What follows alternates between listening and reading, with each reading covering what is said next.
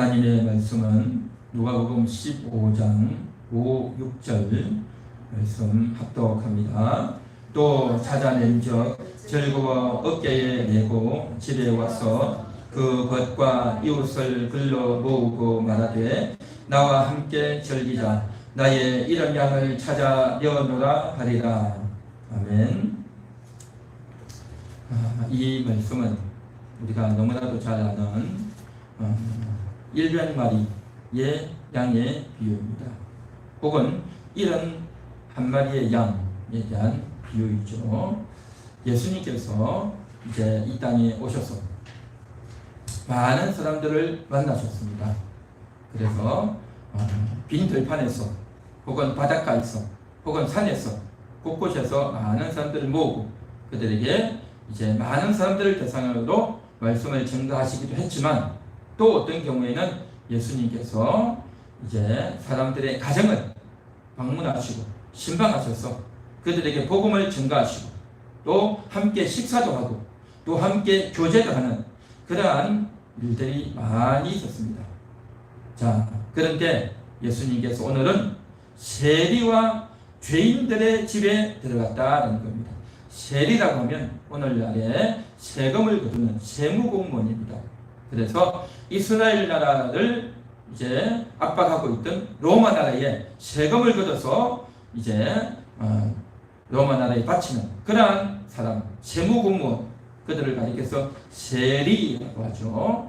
자, 그러면 각 가정들마다 세금을 걷는데 자기 수입에 예를 들어서 세금을 10% 예를 들어서 한 달 월급이 100만 원이다. 그러면 10만 원을 걷어야 되는데 이 세리들은 얼마를 걷었냐면 20만 원 혹은 30만 원을 걷었단 말이죠. 그래서 10만 원은 로마인 내고 나머지 자기 목 10만 원, 20만 원 자기가 챙기는 그러한 일들이 빈번했다는 겁니다. 그러다 보니까 가난하고 먹고 살기 힘든 사람들이 너무너무 힘든 거예요. 그래서 세무공무원, 세리들 하면 이가 갈리고 저들은 완전히 민족의 배역자다. 로마 나라에 충성하고 이스라엘 민족들에게 정말 너무나도 더러운 사악한 욕심이 많은 우리나라를 못살게 구는 그러한 사람이다 라고 해서 온갖 욕을 먹고 있는 그러한 자들이 세리였던 겁니다.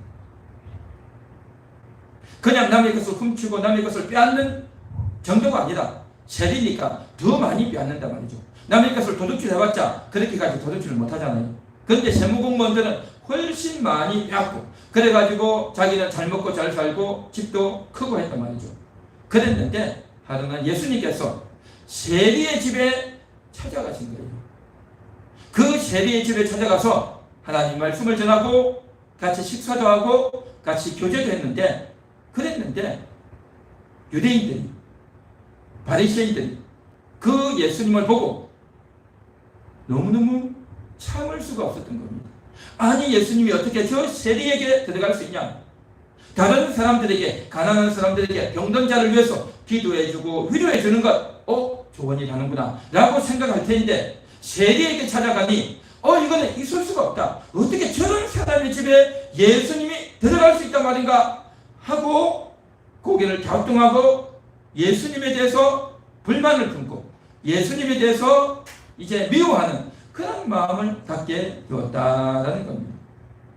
그래서 그 광경을 예수님이 듣고 그리고 그 말을 하면 주변에 있는 또 다른 사람들도 많이 배우지 못하고 가난하고 또 연약했던 예수님을 많이 따르던 사람들이 그 말을 들으면 어떻게 생각하겠습니까? 그래 맞아.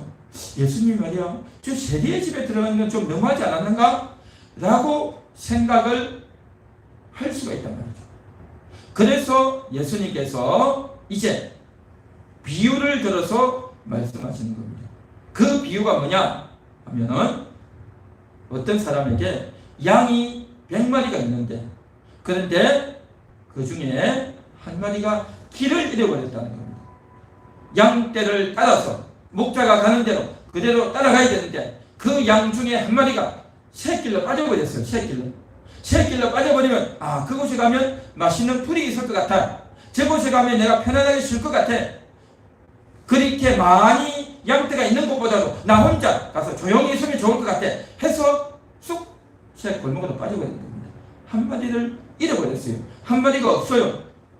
그랬는데 목자가 양이 한 마리가 없구나 하는 걸 알고 그 양을 찾기 위해서 다시 역추적해서 와서 양이 갔던 그 골목을 찾아가서 양을 지금 건져 간단 말이죠. 그런데 이 양은 어떻게 되어졌습니까? 가다 보니까 길을 잃어가지고, 가다 보니까 산에 있는 가시에 찔리고, 가다 보니까 산비탈에서 이제 조금만 더 내려가면 떨어지기 일보 직전이었는데 바로 그때에 목자가 달려가서 그 양을 찾아왔다는 겁니다. 그렇게 그 양을 찾아와서 어깨에 메고 즐거운 마음으로 집에 돌아와서 벗들을 모으고 이제 말하기를 나의 잃은 양을 찾아내었다. 나의 잃은 양을 찾아내었노라. 그렇게 이야기를 했다는 겁니다. 이 비유를 일러준 거죠. 그러면서 오늘 15장 7절에 보니까 이렇게 말합니다. 내가 너희에게 이르노니 이와 같이 죄인 한 사람이 회개하면 하늘에서는 회개할 것 없는 의인 99으로 말미암아 기뻐하는 것보다 더하리라. 다시 말해서 죄인 한 명이 회개하면 하늘에서 기뻐한다. 하나님 나라에서 기뻐한다. 하나님께서 기뻐한다. 할렐루야. 그것을 지금 이야기하고 있는 겁니다. 다시 말해서 예수님이 이 비유를 하신 이유가 뭐냐? 내가 비록 세리의 집에 들어와서 모든 사람이 죄인이라고 손가락질하고 비방하고 무시하고 미워하는 그 죄인이지만 그래도 내가 이 집에 온 이유가 뭔 줄 아느냐? 내가 이 사람이 죄인이라는 걸 몰라서 온 것이 아니라 이 사람이 죄인이라는 것을 나는 너무나도 잘 알고 있어. 그렇지만 이 사람도 구원받아야 돼. 이 사람도 하나님의 말씀을 듣고 이 사람도 하나님의 사랑을 받아야 돼. 길 잃은 한 마리 양을 찾아야 되듯이 바로 이 한 죄인도 찾아서 구원하면 하나님께서 기뻐하고 그 영혼이 살아나지 않겠느냐. 그래서 내가 이 집에 왔다라는 것을 예수님께서 비유를 들어서 이야기해 주고 있는 그러한 말씀인 줄 믿습니다. 할렐루야. 자, 이와 같이 예수님께서는 2000년 전에 이스라엘 나라에 찾아온 것뿐만 아니라 이제 그 예수님께서는 2000년 전에는 육신의 몸을 입고 이 땅에 와서 이제 사역을 하시다가 죽으시고 부활하시고 이제는 하나님 나라 우편에 앉아 계시죠. 그리고 이제는 영으로 살아계신 겁니다. 전에는 육신이었지만 이제는 영으로 살아계셔서 동시에 온 나라에 다 갈 수 있는 겁니다. 모든 나라에 다 갈 수 있어요. 한국도 오고 중국도 오고 미국도 가고 일본도 가고 온 세상 온 나라에 얼마든지 갈 수 있는 영으로 갈 수 있게 되었단 말이죠. 그래서 그 예수님께서 여러분들을 찾아주셨고 우리들을 찾아주셨고 우리 한 명 한 명을 찾아주셔서 우리에게 위로해 주시고 말씀 주시고 깨닫게 하시고 우리가 가장 외로울 때 여러분들이 가장 고독할 때 여러분들이 가장 비참할 때 여러분들이 가장 가난할 때 여러분들이 가장 부끄럽고 창피할 때 여러분들이 가장 어렵고 힘들고 곤란할 때 이제 나는 더 이상 살 수 없다. 내가 살면 뭐하나 해서 가장 비참하고 살고 싶지 않을 바로 그때에 주님이 여러분들을 찾아주신 줄로 믿습니다. 할렐루야. 이게 바로 주님이 나를 찾아주셨단 말이죠. 그 주님은 우리가 교회에 있을 때만 찾아오시는 것이 아니라 우리가 가장 어렵고 힘들 때 그때 그 순간에 그 장소에 찾아오셔서 우리를 위로하시고 구원해 주신 줄 믿습니다. 마치 우리는 길을 잃어버린 어린 양과 같이 길을 잃은 양과 같이 그 양이 왜 길을 잃었습니까? 양떼를 따라가면 되는데 다른 성도들이 교회 모이고 예배드리고 하나님을 만날 때 그때 같이 하면 되는데, 그렇게 하기 싫어가지고 내가 볼 때는 여기가 재미있을 것 같아, 여기 가면 좋은 일이 있을 것 같아, 여기 가면 돈을 많이 벌 것 같아, 여기 나 혼자 있고 싶어, 사람들이랑 같이 있기 싫어, 나 혼자 있고 싶어 하면서 자기 생각과 자기 탐욕과 자기 교만과 자기 혼자 마음으로 양떼를 따라가지 않고 목자를 따라가지 않고 엉뚱한 길로 가다가 그만 일이 생기고 또 어려운 일이 생기고 길을 잃어버렸단 말이죠. 그렇게 길을 잃어버렸던 그러한 자들, 여러분 한 명 한 명은 예수님께서 찾아오셨고 우리를 만나 주셨고 우리를 사랑해 주셨고 우리를 위로해 주셨고 우리에게 깨달음을 주신 줄 믿습니다. 할렐루야. 우리는 다 예수님을 만난 자들이다. 우리 한번 같이 따라해 볼까요? 예수님이 나를 찾아주셨습니다. 예수님이 나를 찾아주셨습니다. 예수님이 나를 찾아주셨습니다. 할렐루야. 그렇습니다. 예수님이 나를 찾아주셨단 말이죠. 예수님이 나를 찾아주셨기 때문에 우리가 예수님을 만날 수 있게 됐고 우리가 예수님과 대화하고 우리가 예수님의 복을 받고 그렇게 사는 겁니다. 우리는 생각하기를 내가 교회를 갔다, 내가 성경을 읽었다, 내가 이렇게 했다, 내가 기도했다 라고 생각하는데, 그런데요 눈에 보이지 않는 예수님이 찾아오지 않으면 여러분이 어려울 때, 여러분이 곤란할 때, 여러분이 외로울 때, 여러분이 눈물 날 때, 여러분이 비참할 때, 여러분이 가장 창피하고 부끄러울 때 예수님이 찾아가지 않으면요 절대 여러분 마음이 해결이 안 됩니다. 할렐루야. 눈에 보이지 않지만 그곳에 예수님이 찾아오셨단 말이죠. 예수님이 여러분을 찾아가셔서 위로하시고 힘을 주시고 감격케 하신 적이 한두 분이야 말이죠. 얼마나 많은 시간들 동안 예수님이 그렇게 해주셨냐 하는 겁니다. 할렐루야. 예수님이 찾아주셨단 말이죠. 그런데 그 예수님이 우리를 찾아오셨을 때에 오늘 성경에서 뭐라고 말하냐? 1절을 보십시오. 누가복음 15장 1절, 모든 세리와 죄인들이 말씀을 들으러 가까이 나오니, 그렇죠. 모든 세리와 죄인들, 그렇게 말했어요. 죄인들이라는 겁니다. 죄인들. 다시 말해서 예수님은요 그 세리에게 찾아갔지만 그 주변에 있던 사람들도 다 죄인들이라는 겁니다. 세리만 죄인이 아니라 주변에 있던 사람들도 죄인이었어요. 그 유대인도 서기관 바리새인도 죄인이었던 겁니다. 우리가 지금 예수님이 나를 찾아와 주셨습니다. 내가 어렵고 힘들고 부끄럽고 고통스럽고 정말 살고 싶지 않고 너무나도 괴로울 때 예수님이 나를 찾아와 주셨습니다. 나의 문제를 해결해 주셨습니다. 할렐루야. 그렇게 이야기를 했지만 사실은요 그 어려움과 고통이 왜 왔냐 하는 겁니다. 그 어려움과 고통이 왜 왔냐를 우리는 기억해야 될 줄 믿습니다. 그 어려움과 고통이 왜 온 줄 아십니까? 바로 죄 때문이다.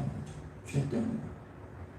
죄인이기 때문에 목자가 따라가면, 목자가 앞서가면 따라가야 되는 거죠. 그런데 목자가 가는데 따라가기 싫은 거예요. 지겹고 귀찮고 다 아는 건데 뭐 또 들어 라는 그러한 게으른 마음이 생기고 거부감이 생기고 미운 마음이 생기고 귀찮은 마음이 생긴다는 거죠. 그게 뭔지 아십니까? 그게 죄예요. 그게 죄. 다른 사람들 많이 있는데 같이 하면 되는데 같이 하고 싶지 않아요. 함께 하고 싶지 않아요. 그곳에 가면 또 내가 잔소리 들을 거고, 그곳에 가면 내가 부끄러움이 드러날 거고, 그곳에 가봤자 내 별 재미도 없을 것 같고, 그래서 함께 해야 되는데 함께 하기를 원치 않고 떨어져 나가려고 해요. 뭔지 아십니까? 그게 죄예요. 그게 죄란 말이죠. 또 내가 저곳에 가면 돈을 더 많이 벌고 좋은 물건을 갖고 내 하고 싶은 대로 다 할 수 있을 것 같아. 그렇게 해서 그곳을 따라가다 보면 욕심을 따라서, 탐욕을 따라서, 돈을 따라서, 좋은 물건을 따라서 좋은 것이 있고 맛있는 것이 있고 좋은 옷이 있고 좋은 것이 있을 것 같아서 갔는데 그게 바로 욕심이에요. 욕심. 그게 바로 죄란 말이죠. 다시 말해서 길을 잃어버리고 양떼에게서 떠나가고 목자에게서 떠나간 이유가 뭐냐? 죄 때문이다. 주님은 우리를 찾아와 주시고 위로해 주시고 문제를 해결해 주시지만 바로 그때에 우리가 알아야 될 건 뭐냐? 내가 죄인이었구나. 그것을 깨달아야 될 점이 있습니다. 할렐루야. 한 번 더 따라해 볼까요? 주님이 나를 찾아주셨습니다. 주님이 나를 찾아주셨습니다. 주님이 죄인을 찾아주셨습니다. 주님이 죄인을 찾아주셨습니다. 내가 죄인이었습니다. 내가 죄인이었습니다. 할렐루야. 그걸 오늘 이 시간 우리가 인정하고 고백해야 될 줄로 믿습니다. 네. 주님이 우리를 찾아주셔서 그냥 찾아주신다고 하니까 근데 찾아주셨구나. 우리를 만나주셨구나. 우리에게 복을 주셨구나. 우리를 위로해 주셨구나. 우리와 함께 해주셨구나. 그렇게 해서 주님은 우리를 찾아주시지만 그러나 솔직히 우리 마음 깊숙한 곳에서 뭐가 있습니까? 내가 죄인입니다. 주님 내가 죄인입니다. 이것을 우리가 고백해야 될 줄 믿습니다.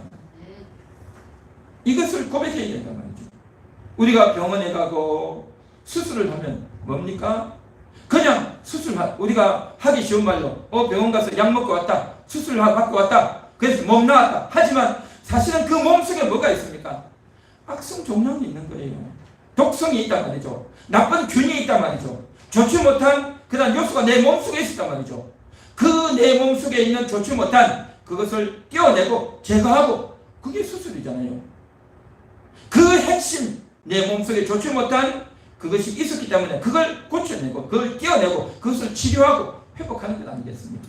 마찬가지로 우리가 주님을 만났다라는 의미는 뭐냐면 그냥 주님을 만나고 주님이 우리를 위로해 주신다라고 우리가 두리뭉실 그렇게 넘어가지만 사실은 내 속에 죄가 있었습니다. 내가 죄인이었습니다. 할렐루야. 그렇게 고백하고 인정해야 될 줄 믿습니다. 그렇게 고백하고 인정하는 것이 바로 겸손한 태도다. 겸손한 태도. 그러나 주님은 우리에게 찾아오셔서 그냥 우리를 위로해 주시는 거죠. 그래 내가 너를 도와주마. 그래 내 문제를 해결해 주마. 그래 내가 너와 함께 하마. 라고 하면서 그렇게 주님은 우리를 그냥 좋은 의미로 이렇게 말씀을 해주시지만 그러나 핵심은 뭐냐? 내가 죄인이었습니다. 내가 죄인이었습니다. 그것을 인정하고 고백하는 사람, 이 사람이 바로 겸손한 사람이요, 이 사람이 바로 제대로 된 믿음을 가진 그러한 사람인 줄 믿습니다. 할렐루야. 할렐루야. 이것을 믿고 고백해야 됩니다. 그런데 이것을 모르면 어떻게 되어지느냐? 자기가 잘난 줄 알아요. 자기가 잘난 줄 안단 말이죠. 우리가 자녀들 키우면 그러지 않습니까? 정말 자녀들에게 밥도 해주고 옷도 입혀주고 또 씻겨도 주고 용돈도 주고 다 한단 말이죠. 근데 애들이 어떻게 합니까? 고집을 피고 씻으라 해도 씻지도 않고 말도 안 듣고 자기 마음대로 다 하거든요. 그래도 어머니는 아버지는 어떻게 합니까? 품어주죠. 다 품어줍니다. 네가 이거 잘못했고 저거 잘못했고 말하지 않죠. 따지지 않죠. 다 품어준단 말이죠. 그러나 정말 처리된 자식은 알아야 됩니다. 내가 이렇게 못된 짓을 했구나. 내가 이렇게 사악했구나. 내가 나빴구나. 그걸 아는 자가 처리된 자식인 거죠. 하나님 앞에서 우리가 이런 태도를 가져야 될 줄로 믿습니다. 아멘. 자, 그런데 그 예수님께서 우리를 이렇게 찾아주셨는데 이 찾아주신 것은 왜 찾아주시냐 하는 겁니다. 주님이 왜 찾아주실까 하는 겁니다. 자, 6절 말씀을 우리 다 같이 한번 읽어보겠습니다. 집에 와서 그 것과 이웃을 불러 모으고 말하되 나와 함께 즐기자. 나의 이런 양을 찾아내었노라 하리라. 아멘. 여기 보면 나의 이런 양을 찾아내었노라. 그렇게 말합니다. 나의 이런 양이라는 거예요. 어쩌다가 길을 걸어가다가 저기 양 한 마리 있네. 너 이리 와. 해서 내 걸로 삼은 것이 아니라 이 양은 뭐냐면 나의 이런 양이다라는 겁니다. 원래부터 내 양이라는 거예요. 원래부터 내 것이고 내 양이라는 겁니다. 그런데 잃어버렸는데 다시 찾았다라는 겁니다. 이게 무슨 말이냐면 우리가 이 세상을 살면서 이제 구원받고 예수 믿고 교회 오고 하나님 중심으로 천국 가게 된 것은 내가 우리 인간이 선택을 잘해가지고 교회를 잘해가지고 마음이 착해가지고 예수님을 믿고 싶은 마음이 있어서 그냥 알아서 따라온 것이 아니라 원래부터 나의 양이다. 원래부터 나의 양이다. 예수님께서는 여러분들을 향해서 이곳에 있는 한 분 한 분을 가리켜서 말씀하시기를 나의 이런 양이다. 그렇게 말씀하고 있습니다. 원래부터 내 양이라는 거예요. 원래부터 내 양이다. 참, 이것이 얼마나 귀한 말씀인가 하는 겁니다. 얼마나 귀한 말씀인가 하는 거죠. 우리는 이 세상에 태어나서 내가 인생을 살아갈 때, 내가 가장 어렸을 때, 어떤 사람은 한 5살 때 기억, 혹은 4살 때, 혹은 3살 때 기억이 난다고 해요. 사람마다 달라요. 다른데 내가 가장 어렸을 때 기억, 저 같은 경우에는 그때가 한 6살 때인가요? 미끄럼틀 타러 올라갔던 기억. 이사 갈 때 아버지가 리어카를 밀고 뒤에 짐을 밀고 갔던 그 기억 나는데 그때가 아마 한 6살 정도가 아닌가 싶어요. 각 사람마다 다 이렇게 기억나는 게 있죠. 한 4살, 5살, 뭐 3살까지도 가죠. 그 이전엔 기억 안 나죠. 그렇죠? 그 이전엔 기억 안 나요. 자기가 태어나는 광경을 자기가 기억합니까? 그것을 기억하는 사람은 아무도 없습니다. 이와 같이 자기가 태어나기 전에 이런 다 기억이 안 나요. 기억이 안 나기 때문에 부모님들이 하는 이야기를 듣고 그때서 알게 되는 거죠. 자, 이와 같이 내가 기억하지 못하는 것. 우리는 내가 가장 어린 나이 때부터 내 의식이 있었던 그 순간부터서 기억을 하죠. 그래서 내가 기억을 하면서 내가 언제부터 교회를 갔다. 내가 언제부터 예수님을 믿었다. 언제부터 내가 신앙에 고백을 했다. 라고 생각하면서 그때부터 내 신앙생활은 시작이다. 라고 생각을 하죠. 그런데 주님은 뭐라고 말씀하시냐면 나의 이런 양을 찾아내오너라. 우리가 기억하기 훨씬 이전부터 예수님은 우리를 알고 계셨던 겁니다. 내가 예수 믿기 전부터 내가 이 세상에 태어나는 그 순간부터가 아니라 내가 이 세상에 나면서 내 의식이 있기 전 그것을 예수님은 다 알고 계시고 아니 내가 이 세상에 태어나기 전부터 예수님은 다 알고 계시다는 거예요. 태초부터 내가 이 세상에 오기 전부터 내 영혼의 상태에서부터 예수님은 다 여러분을 알고 계셨다는 거예요. 할렐루야. 참 대단한 거죠. 대단한 겁니다. 그래서 정리하면 이렇게 됩니다. 영혼의 세계에 우리가 있었는데 그랬는데 우리가 이 세상에 태어난 거예요. 이 세상에 태어나서 몇십 년을 살다가 이제 다시 영혼의 세계에 간다는 거죠. 영혼의 세계, 영혼으로만 있다가 육신의 몸을 입고 이 땅에 왔다가 이 땅에서 예수님을 믿고 다시 영혼의 세계, 천국에 들어가는 겁니다.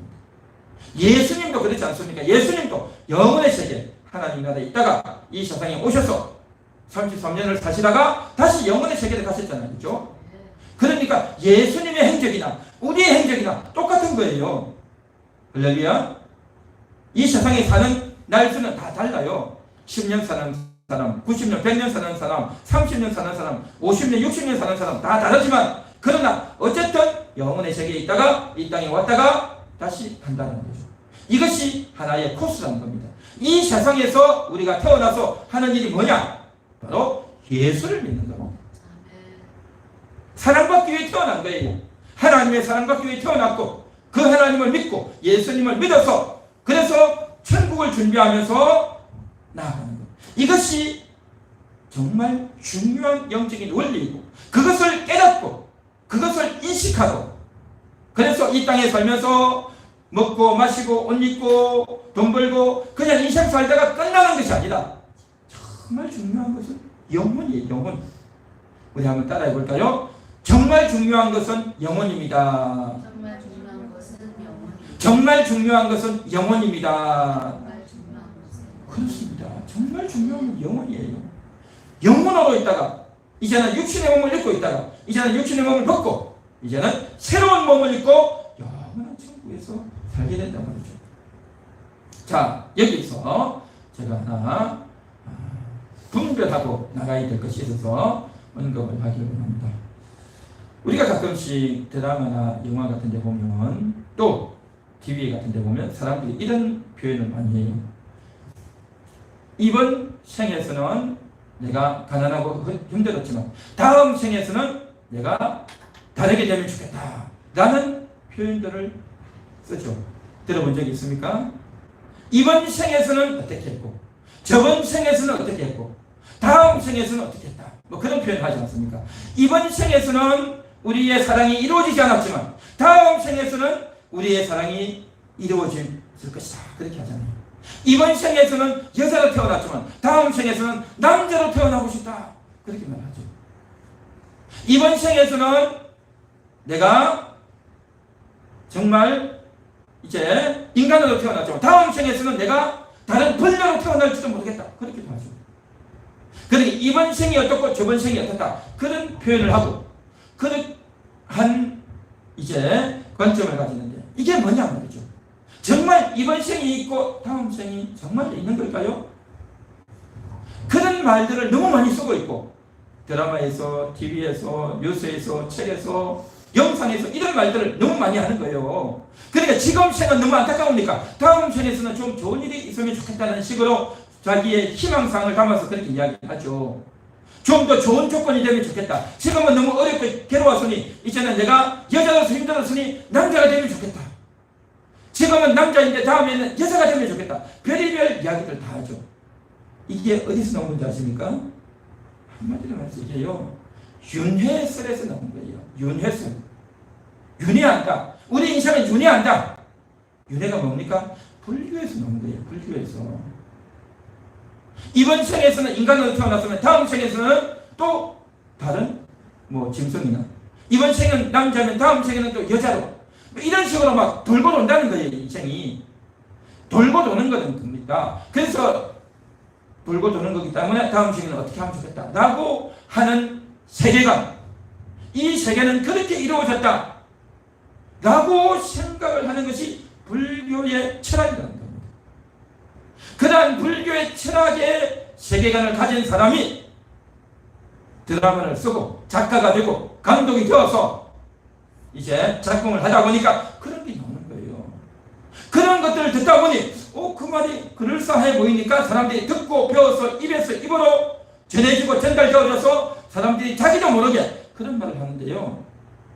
정말 그럴까 하는 거죠. 정말 윤회설이 그들이 있을까 하는 겁니다. 이것은요 비성경적인 겁니다. 성경에서는 사람이 한 번 죽는 것은 정한 것이요 그 다음에는 심판이 있을 것이다 라고 했어요. 사람이 한 번 태어났다가 다음에 또 다른 걸로 태어난다 또 태어난다 있을 수가 없단 말이죠. 할렐루야. 불교의 윤회설이고 비성경적인 거고 또 있지도 않는 것인데 사람들이 그냥 아름답게 꾸며서 그렇게 하는 말이죠. 정말 맞지 않는 말이다. 맞지 않는. 우리는 이 세상에 태어나기 전에 어떻게 있었다고요? 영혼으로 있었잖아요. 영혼은 육신이 없어요. 그런데 이 세상 사람들이 다음 생에는 어떻고 이전 생에는 어떻고 하는 말은 뭡니까? 이전 생에는 남자였으면 이제는 여자가 된다. 그런 게 없단 말이죠. 육신이잖아요. 육신. 이 부모 말고 다른 부모, 이 나라 말고 다른 나라, 다 육신의 몸이잖아요. 다 육체를 이야기한단 말이죠. 말도 안 되는 거죠. 내 영혼이 내 상태로 있다가 육신의 몸을 입고 있다가 이제는 주님 재림할 때 완전히 고정되는 거죠. 그래서 말도 안 되는 그러한 사상들, 그러한 세계관들이 사람들을 현혹하고 있고 아무렇지도 않은 것 같지만 이러한 것들에 예민해야 되고 우리는 그러한 것들에 대해서 구별되어지는 분명한 영적인 세계를 인식하고 살아가야 될 줄로 믿습니다. 우리는 이제 육체의 몸을 입고 이 세상을 살아가는 동안 우리는 영원의 세계를 동경하면서 그 영혼의 세계는 바로 어떤 세계냐? 이 땅과 전혀 다른 세계, 이 세상과 전혀 다른 세계, 이 세상의 가치관과 전혀 다른 가치관. 이 세상에는 돈이 많으면, 자기 지위가 높으면, 권세가 높으면 그것으로 인정받고, 또 자기의 기술과 자기의 과학과 자기의 지성과 자기의 IQ로 인정받고, 자기의 인기가 높으면, 많은 사람들이 인정받으면 그것을 가지고 기뻐하고, 하지만 천국에서는 전혀 그렇지 않다는 겁니다. 그 영원한 세계가 어떤 세계인지를 알고 그것을 준비하고 그것을 위해서 훈련하고 하는 것이 이 세상에서의 삶이다라는 것입니다. 이것을 알지 못하면 무지한 자입니다. 이것을 알지 못하고 이것을 듣지 아니하고 이것을 거역하면 어떻게 되어지느냐? 교만한 자요, 탐욕스러운 자요, 무지한 자요, 미련한 자가 되고 만다라는 것이죠. 그래서 우리는 저 영혼의 세계, 상급이 주어지는 세계, 내 영혼이 행복할 수 있는 세계, 영혼과 영혼이 서로 교감하는 그러한 세계, 이 세상과 전혀 다른 그러한 세계, 정말 대단한 세계, 그 세계를 우리는 날마다 동경하면서 소망하면서 살아야 될 줄로 믿습니다. 할렐루야. 그렇습니다. 자, 그래서 이러한 것들을 인식하며 그것을 방향으로 삼고 그것을 목적으로 삼고 딱 달려가야 되는데, 그런데 이러한 것에 대한 인식도 없고 무지하고 미련하고 게을르고 거역스러워서 고집스러워서 듣지도 않고 살아가는 인생, 그 인생을 성경에서는 길 잃은 양과 같다 그렇게 말합니다. 길 잃은 양과 같다는 거죠. 길을 잃어버렸대. 길을. 근데 자기는 내가 뭘 길을 잃었어? 난 잘 살고 있어. 난 똑똑해. 나는 잘났어. 내 앞으로 내가 다 잘하고 살아. 그렇게 생각하죠. 그렇게 생각하는 사람일수록 길이 잃은 거예요. 길을 잃고 엉뚱한 데로 갔던 그 양은요, 자기가 길을 잃었다고 생각 안 해요. 호기심이 있고 거기 가면 더 좋을 것 같고 더 재미있을 것 같고 더 맛있는 게 있을 것 같아서 좋아서 가는 거죠. 양, 좋아서 간다는 거죠. 자기는 똑똑하고 잘났다고 했지만 길을 잃었다는 거죠. 주님이 볼 때는 길을 잃은 거죠. 그죠? 그래서 길을 잃어버린 자는요, 다 미혹되어 있는 겁니다. 미혹되어 있단 말이죠. 우리가 흔히 쓰는 말 중에 그런 말 있지 않습니까? 내로남불. 내가 하면 로맨스고 남이 하면 불륜이다라는 거죠. 그렇죠. 자기는 너무나도 아름다운 사랑을 한다라고 했지만 그건 자기 생각이죠. 남들이 볼 때는 불륜이다. 그렇죠? 그런데 자기는 로맨스라고, 너무 아름답다고, 너무 좋다라고 환상에 착하게 빠져 있는 것 아닙니까? 그러한 내로남불 같은 인생을 사는 사람이 너무 많아요. 그래서 우리가 주님께로 와야 하나님 말씀을 들어야 내가 내로남불 하고 있구나, 내가 지금 유혹에 빠져 있구나, 내가 지금 착각에 빠져 있구나, 내가 지금 길을 잃고 있구나, 그것이 보여지고 깨달아질 줄 믿습니다. 할렐루야. 우리 다 같이 한번 따라해 보겠습니다. 주님이 나를 찾아주셨습니다. 주님이 나를 찾아주셨습니다. 할렐루야. 주님이 찾아주셨어요. 길을 잃어버리고 있던 나를 찾아주시단 말이죠. 얼마나 감사합니까? 얼마나 감사합니까? 자, 그래서 이렇게 길을 잃어 있는 우리들을 위해서 주님이 우리를 찾아주셨는데, 그런데 이러한 우리를 찾아주기 위해서는 반드시 예수님께서 대가를 지불해야 됩니다. 대가를, 값을 지불해야 된다 말이죠. 값을 지불해야 되는 겁니다. 우리는 요즘 너무나도 편리한 세상에 살지만 제가 어릴 때만 해도요, 어떻게 했냐면 집에 있는 쓰레기가 있잖아요. 그죠? 종이나 쓰레기나 이런 게 있으면 다 불에 태웠어요. 마당에 태웠어요. 그리고 화장실은 방 안에 있을 리가 없고 저 바깥에 있죠. 그러면 그 화장실이 다 차잖아요.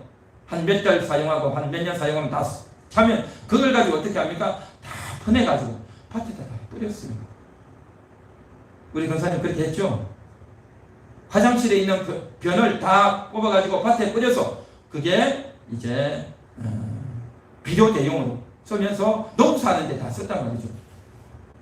그리고 또 집에서 어떻게 합니까? 집에서 설거지하고 빨리 하면 그 물을 그냥 쭉 버려버려요. 그러면 그 물이 어디로 가느냐? 땅속으로 들어가는 것이 아니라 그냥 길가나 도로가에 그냥 쭉 흘러내려요. 그러면 지저분한 빨래물들, 또 설거지하면서 이 밥알이나 또 음식 쓰레기 그냥 마당으로 그냥 쭉 흘러내리는 거예요. 그냥 그렇게 쭉 흘러내리다가 이게 쌓이고 쌓이다 보면 계단에 쌓이고 보기도 흉하고 냄새도 나고 막 그런 거죠. 화장실도 퍼지 않으면 엉망이 되어지는 거죠. 밭이나 논에 뿌리지 않으면 어떻게 됩니까? 이게 화장실이 차가지고 엉망이 되어지는 거죠. 지금 제가 무슨 이야기 하려고 하냐면 이와 같은 쓰레기나 우물 같은 것들을요 처리를 안 하면 쉽지 않은 거죠. 그게 처리가 되어야 되는 거죠. 그런데 옛날에 보면 이게 처리가 안 되는 거예요. 집집마다 다 쓰레기 버리고 온물이 나오고 변이 나오고 또 아무 데서나 이게 대소변을 보고 이런 일들이 또 개나 고양이들 짐승들 다니면서 온갖 곳에 이제 변을 해놓으면 곳곳이 냄새가 나고요. 보기도 흉하고 특히 여름 되면 악취가 나요. 그러한 어린 시절 별로 유쾌하지 못했던 어린 시절이 있었어요. 그래서 겨울에 눈이 오면 그것이 좀 싹 지워지기 때문에 겨울에 눈이 오면 좋겠다 그런 이야기였거든요. 근데 저희가 살던 동네는요 너무 따뜻해가지고 겨울에 눈도 안 왔어요. 그러니까 너무 참 오물과 쓰레기 더럽고 지저분하더라고요. 그랬는데 지금은 어떻습니까? 지금은 화장실에 싹 내리면요 하수종말 처리장으로 그냥 싹 가버려요.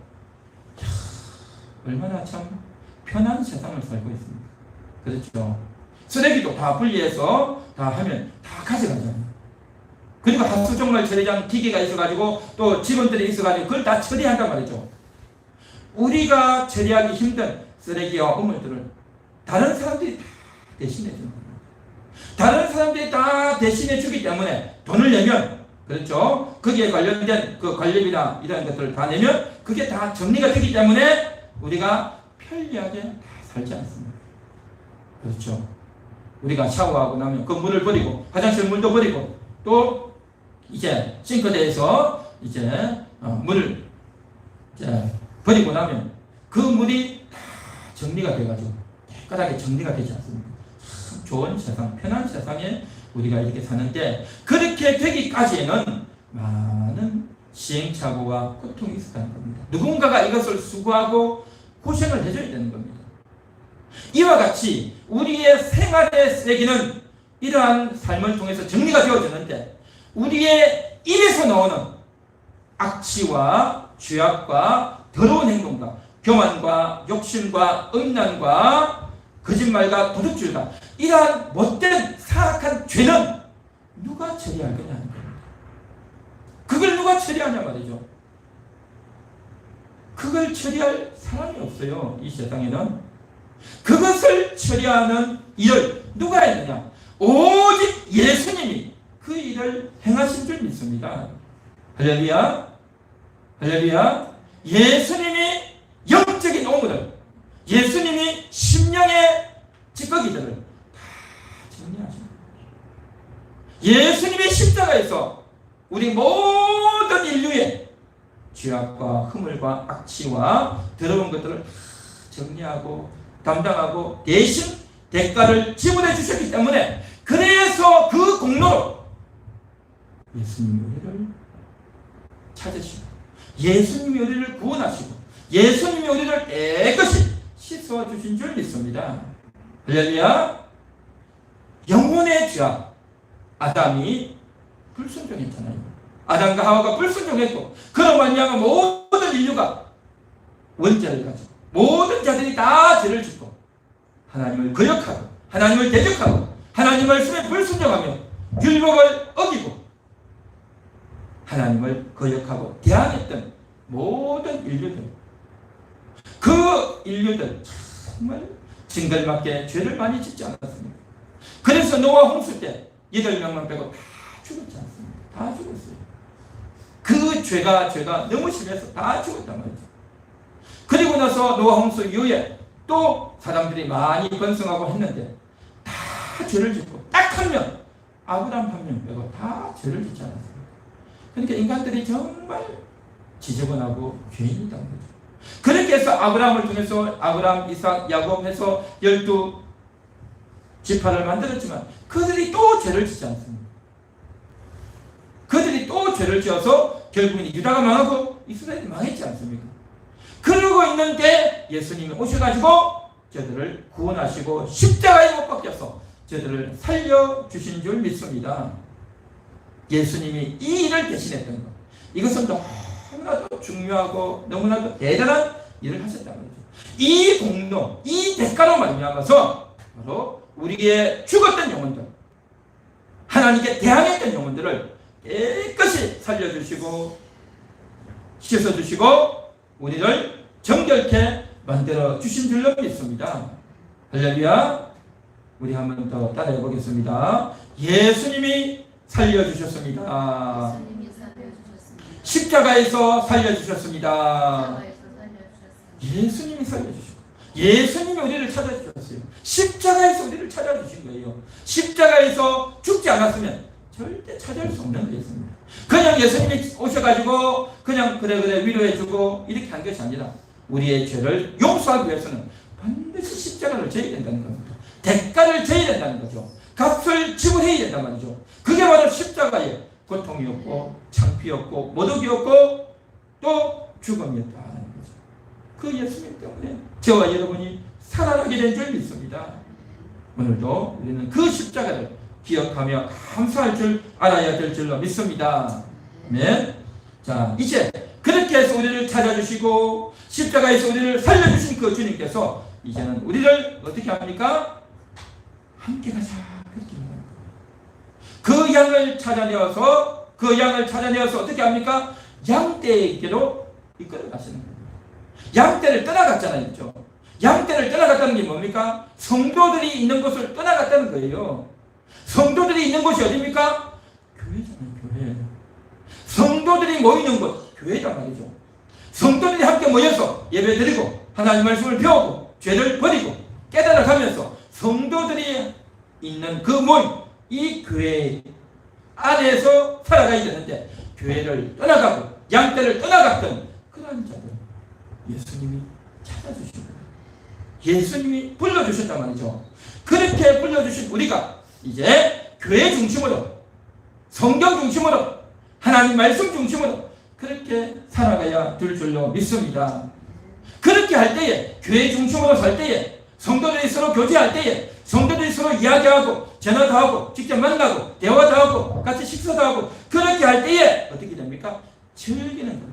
기쁨이 회복되어지는 겁니다. 야, 인생이 뭐냐 하면서 내가 그냥 돈 잘 벌고 우리 가족끼리만 그렇게 사는 것이 아니라 성도들이 서로 만나야 될 줄 믿습니다. 성도들이 서로 교제해야 될 줄 믿습니다. 요즘은 코로나 시대로 말미암아서 교회에서 잘 못 나오고 만나지 못하지만 그럼에도 불구하고 우리가 서로 전화도 하고 그렇죠. 문자도 보내고 카톡도 하고 우리가 다른 사람들하고는 카톡하고 문자하고 다 하잖아요. 근데 우리 교인들끼리는 이게 교인들끼리도 이루어져야 되지 않겠냐는 거죠. 할렐루야. 우리 성도들과 한번 서로 전화도 하고 교제도 하고 소통도 하고 그렇게 살면 좋겠습니다. 할렐루야. 제가 지난 며칠 전에 우리 권사님 전화를 했더니 권사님 눈이 동그래져가지고 목사님 왜 전화했나 그러더라고요. 제가 전화했죠. 권사님 전화하다 몇 번이 하다 보니까 전화를 또 끊어버리더라고요. 그래가지고 다시 전화하기 힘들었는데 가끔씩 전화도 좀 하고 권사님이 저한테 전화 한번 해주세요. 네. 우리 서로 전화도 좀 하고 잘 지내냐고 안부도 좀 묻고 너무 우리가 1년 반이 넘게 지금 이렇게 교제도 못하고 이랬는데 서로 통화도 좀 하고 교제도 하고 그러면 좋겠습니다. 할렐루야. 그래서 함께 즐기는 예수님과 함께 즐기고 성도들이 서로 함께 즐기고 함께 기쁨을 회복하고 신앙을 회복하고 어려움을 회복하는 그런 저와 여러분 되십니다. 축원합니다. 그래서 주님이 찾아오셨단 말이죠. 주님이 우리를 찾아주셨으니 이제 우리도 주님을 찾고 우리 성도들을 찾고 비록 얼굴은 못 보지만 전화라도 한 통화하면서 그렇게 교제하면서 살면 좋겠습니다. 여러분들도 그렇게 생각하십니까? 할렐루야. 네. 우리 다 같이 말씀을 생각하시면서 통성으로 기도하도록 하겠습니다. 하나님 감사합니다.